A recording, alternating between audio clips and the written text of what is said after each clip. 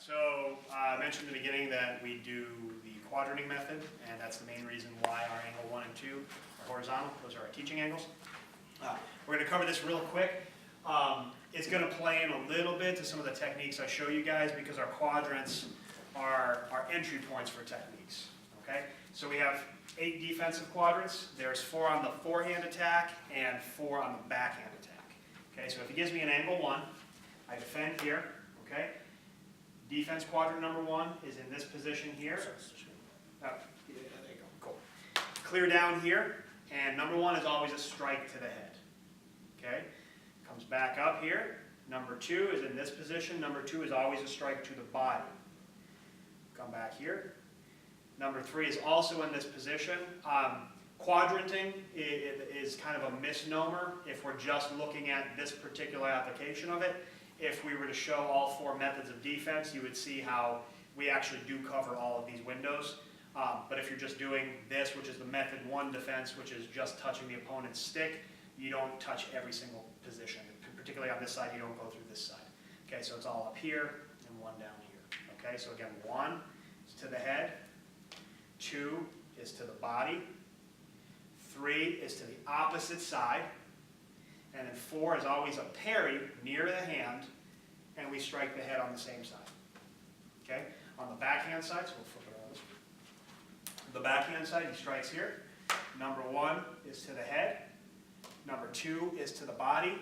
Number 3, I change holds, and I strike the opposite side. Number 4 is a parry near the hand, and I strike the head. Okay? So the way I'm demonstrating this is what we call the chaining.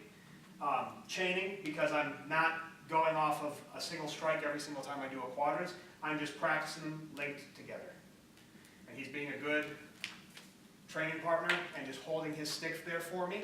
If your partner gets lazy and they start dropping their stick, it makes you want to have to hold it. And remember, we don't want to hold.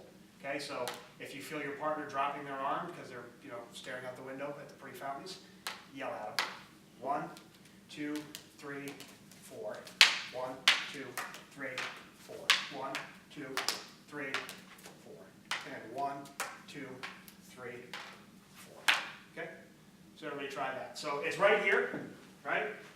You don't have to necessarily memorize the positions on the diagram. As long as you tell yourself in your head that the pattern is on either side, head, body, opposite, parry, and hit the head, you'll be able to figure it out. You'll be able to engineer where you need to put your hands. Okay? That's how I prefer to teach it anymore. I used to do it off of the diagram, say, no, your hand's in the wrong place. You're not going to be able to hit me in the head if you put your hand there. But then when I made the focus be on the hit, people understood it better. And like they automatically get that if they put their hand, let's say here, which would be the defense quadrant 2 on that side, they know they can't hit the head here. Okay? So it's easier just to go off of the striking pattern. Okay? So try that. All right, so adding another piece to this, the actual correct, the actual correct format for training, changing over the sides when I do the parry. I let people do it this way most of the time when I first introduce it, so I don't have to bombard them with a little bit too much dexterity when they're first practicing this.